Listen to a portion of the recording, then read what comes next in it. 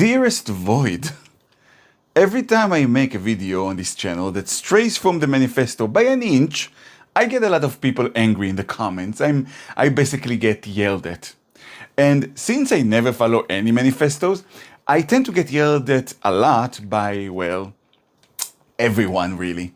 But the thing is, because I'm being interpreted through the lens of this or that manifesto, it's like people are hearing what they want to hear and not what I'm actually saying. And they always go to the extremes and assume that if I diverted from point A, that must mean I support point B. And I get that the most when I refuse to join the anti-Islam brigade. They always assume, well, there you go. You are a supporter of ISIS, probably, and you like terrorists. I mean, fuck off, you morons. I'm an Israeli Jew. I'm target number 1 on every terrorist's list, whether they're Muslim or Christian or a Nazi. Trust me, I know. And after the 7th of October, I turned a YouTube channel that was meant for talking about movies and philosophy and things that, give me pleasure, into a YouTube channel dedicated to defending Israel and fighting antisemitism, which, trust me, is not where my happy place is. I'm a Zionist and I am pro-Western values. I just happen to think the West is not pro-Western values anymore, or indeed never was, but that's a different topic. The point is, I'm not denying Islamists and terrorists exist. But that does not mean I'm going to let fear dictate my views and opinions. Only bitches do that, okay?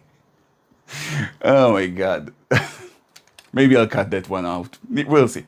Anyway, I don't want to let fear dictate my opinions. I prefer to let reason do that. And also, I did, like I keep saying, study Western philosophy and religious studies both in uni and beyond, and I can't help it when I hear someone saying something that is completely illogical or that I know it to be factually false, I have to speak out. To me, that makes me much more of a Westerner than most Westerners. Because one of my great accusations against the West is that when the 7th of October happened and anti-Semitism was dialed up to 1,000 and the weekly hate marches started calling for a second Holocaust openly all over the Western world, they weren't fucking there. Again! They didn't complain. They didn't create counter marches. All the counter marches were created by Jews, and they were few and far between.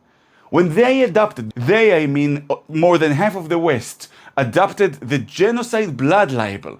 A blood libel they have been pushing since 2007, mind you. Again, where were all the people who were supposed to be outraged by it? Where were they?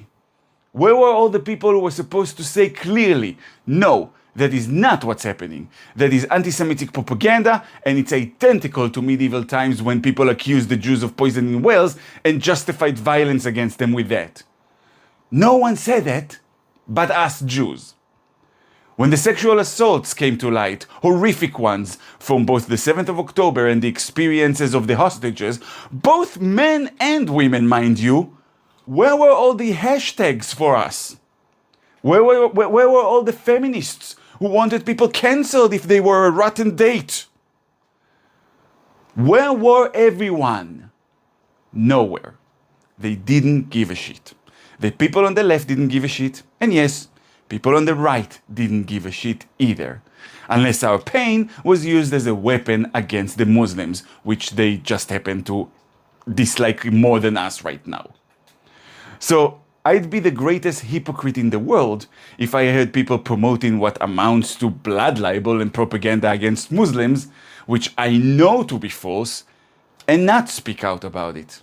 Especially when there are Muslims out there speaking out for us now, with incredible risk to their own life, making a very difficult sacrifice. I would feel like the biggest asshole in the world if I didn't use my tiny, tiny voice on my tiny, tiny platform to speak out for them in return. So let me give you a demonstration.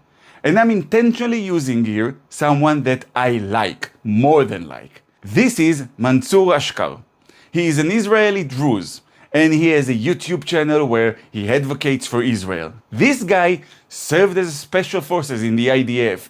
This guy now fights for his country online. This guy is a much better human being than me, okay? I have nothing but love and respect for Mansour. He's my brother, okay? So this is not a takedown of him.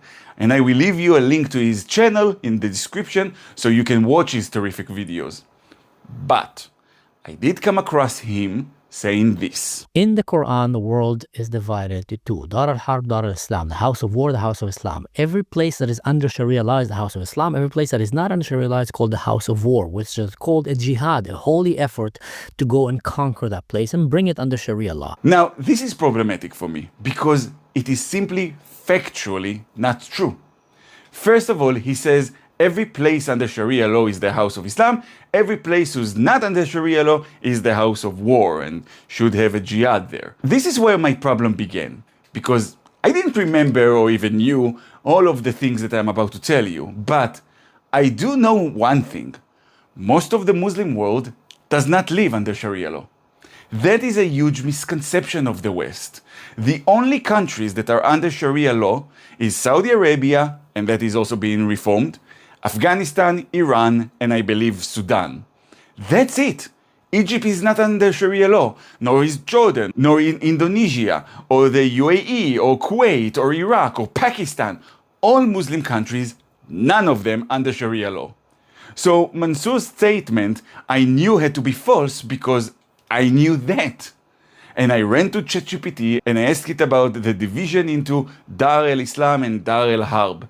And I insisted on citations and reliable sources, and that's how I got to the truth of it. And you can do the same. But unfortunately, people don't do that. They just hear something and they say, oh yeah, that sounds right to me, and they go with it. So like I said, most Muslim countries do not live under Sharia law. They all have civic laws, and then there's a Sharia court that is responsible for religious rights and, religious functions like weddings and funerals and such. Which is exactly what we have in Israel, by the way. There's civic law, and then weddings and funerals and all of that, that is done through the rabbinic courts. Or if you're a Muslim or a Christian or a Druze, through your own systems. So none of those Muslim countries are under Sharia law, and yet they are not considered the world of war. And then there's the fact that Mansour says it's from the Quran. It's not. It's a legal view of the world that developed in the 8th century, or something like that, after Muhammad, and it is rejected these days by many Muslim scholars and authorities. In fact, I would say that only the extremists and Islamists still use that division. And even in the past, when it was common, long-term peace with non-Muslim countries was not only possible, but it was practiced. And you want to know how much it is rejected these days?